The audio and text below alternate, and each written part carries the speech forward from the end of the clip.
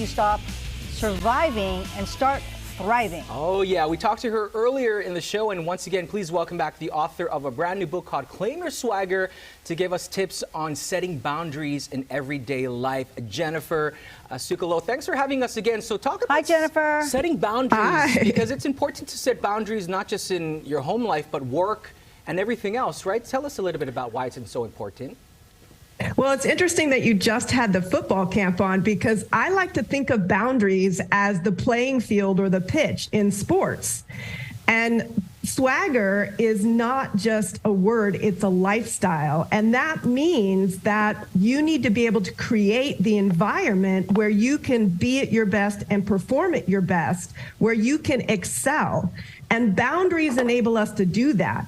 But the challenge is we can't assume that people know what our boundaries are. We have to clearly communicate them, and we have to honor them if we want others to honor them. So for example, if you have an out of office reply that states you will not be checking or responding to emails while you're on holiday or vacation, and then you proceed to respond to emails, then you're no longer honoring those boundaries that you've set. And so why should others?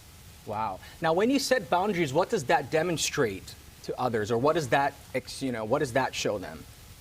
It shows that you have a very strong sense of self, that you know what is required for you to be at your best and perform at your best. You're basically showing people that you're the leader of your life and communicating the playing field in which you are going to engage with the world around you. But the trick there, she said, was communicate, because like you said, you can't assume that everybody knows what your boundaries are, right? Yeah, Tina, Jordan, you can't am I read too my close? mind. I can't read your mind, T.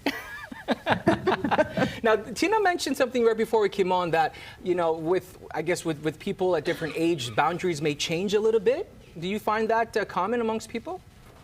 That's true. So what is important to us and what we need at any given point in our lives might vary depending on what stage of life we're in.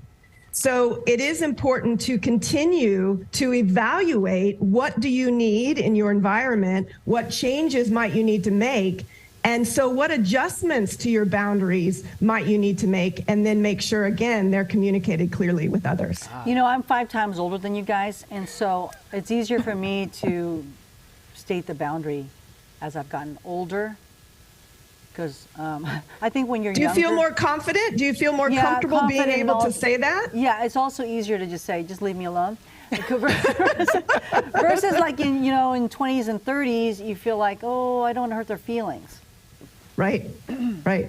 But I think what's really important there, and I love that you brought this up, because it's not about hurting somebody else's feelings. It's about understanding and communicating what you need to be at your best. And that is not selfish, it's essential. Awesome. Yes. Jennifer, thank you so much for sharing all this helpful knowledge. Again, Claim Your Swagger is her brand new book. It's out now. You can get it on all the platforms there. You can do an ebook or hard copy as well. Check it out there. You'll definitely learn a lot of ways to be confident in yourself and also know your self-worth and your swagger. So hey, Jennifer, thank you so where much. are you based? Where are you right now? I'm in Connecticut. How's the weather there?